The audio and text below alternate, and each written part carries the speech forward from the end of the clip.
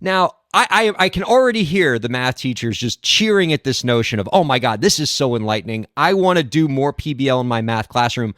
But it can be overwhelming, right? Like the idea Oh of my God. having to completely renovate your curriculum and, start over, start from scratch. Do you have any advice for the teachers out there who like what you're hearing about PBL and math, but want to dip their toe in the water? What are some easy things that they can do to infuse a little bit of PBL into their math curriculum without completely having to tear their lesson plans apart day one? Oh my God. See, okay, now did you like read my book or something? Like that's what it sounds like.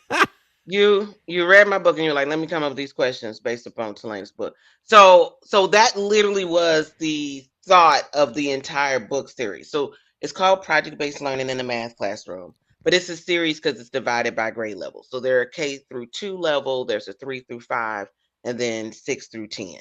And so you can pick which one fits your grade level, but I have to admit there's some good stuff in all of them if you just want to buy them all because we have different examples in each. So Awesome. so in addition to helping you understand the basics of understanding of PBL, walking you through an experience because that's another heavy lift. Teachers have a hard time understanding like this switch in teaching. So we have what we call experience PBL chapter, so they can be like a student, or they can stay a teacher but kind of see what it looks like to run through it. And then we have what I call tasks. Tasks are like 3 to 5 days long, not weeks long. You can get it done in a week. And we have like all of it explained in the task of what to do. And then you could try it that way. Another thing that I usually tell people, and this is more like definitely directed when I'm in the PBL workspace, we have a framework called Gold Standard PBL. And I just tell people, I was like, it's just great practices put together. Like that's you could each of them could land on their own.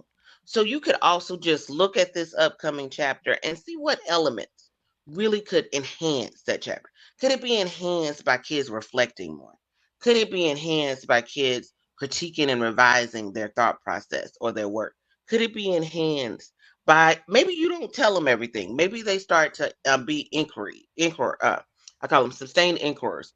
Basically, they come up with questions and they try to work on figuring out their answers through technology. Like Desmos has great inquiry activity, so does Texas Instrument. They can end up sort of like immersing themselves in the thought and let them be the sort of tool drivers. Or maybe they go ahead and publicly say something to someone the next classroom, or you bring someone in as a guest speaker and they start to have like a public audience aspect to it. So I said pick an element, any element. You don't even have to let me see. But you could pick one and then you could try it out, or you could try out a 3 to 5 day task that have some of the elements already built in for you and execute it that way. It's easy to get started.